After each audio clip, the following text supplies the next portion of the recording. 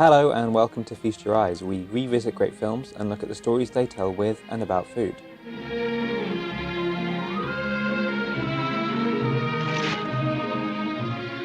This episode we're looking at Charlie Chaplin's Modern Times. This was Chaplin's last sort of silent film and his first sort of sound film.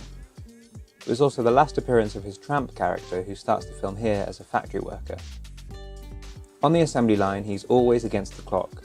Whereas the company president idly plays with a jigsaw puzzle, the workers barely have enough time to scratch an itch as their pace is set by the machine. Every movement of the workers' bodies has a mechanical purpose for the factory and the company. Whenever he takes a break, Chaplin struggles to realign. He's so broken by his work that he spills his colleagues' soup everywhere. When the time spent at work kills the time spent at rest, the 8-hour day proves as constraining as it is liberating. Still, for the bosses, lunchtime is wasted time, so enter the bellows feeding machine. A practical device which automatically feeds your men while at work. Don't stop for lunch. Be ahead of your competitor. The bellows feeding machine will eliminate the lunch hour, increase your production, and decrease your overhead. Force-fed at the assembly line, the worker becomes like any other moving part, and food becomes like any other fuel. It's tested on Chaplin, who it assaults violently. The boss's verdict? This innovative machine draws on the field of time and motion study, pioneered in the early 20th century, that sought to maximize the work done by employees with little or no consideration for their health. As in this research film by Frank and Lillian Gilbreth, seconds of the day and movements of the worker are conflated into a supreme adherence to productivity. Section 5, give it a limit.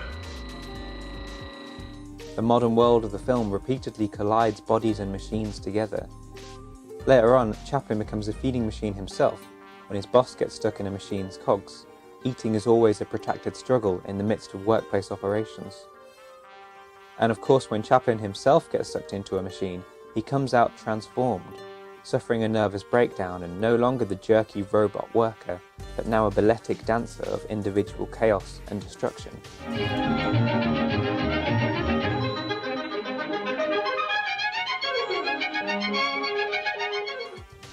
The tramp loses his job and goes to prison after being mistakenly charged with communist rabble-rousing.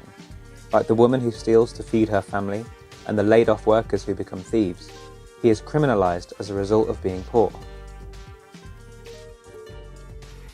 In prison, the mass of men once again move in sync like a machine. Another institution exerts its power over the body. During this lunchtime, Chaplin struggles to get his fair share from his bigger cellmate, until he accidentally ingests some cocaine. As in the factory, his unruly, unhinged movement gives him the boldness to defy the power structure of his surroundings. As a prelude to re-entering polite society, Chaplin has tea with a minister's wife, the archetypal situation of decorum and class aspiration. But their rumbling tummies undermine the mood.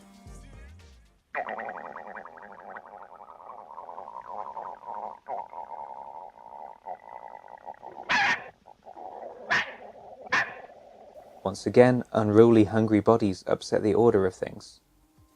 Modern Times asks us to look again at time and motion. When does eating take place in a world where productivity reigns supreme? Hey! Quit stalling, get back to work! What if the human body, with all its needs and peculiarities, doesn't fit in with the capitalist landscape? And what about those who simply can't afford to eat? Between the factory, the prison, and the structural role of class, what the film presents is a sort of battle between society and eating.